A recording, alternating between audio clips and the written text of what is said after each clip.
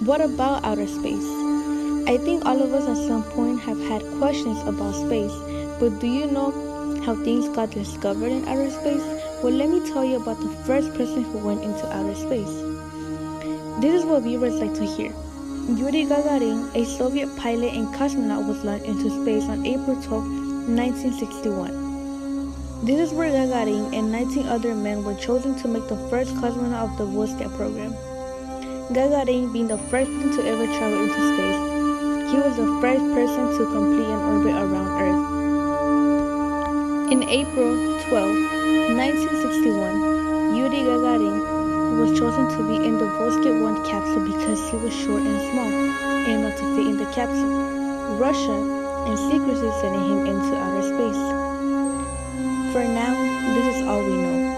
If there are any more questions you have about Yuri Gagarin going into space,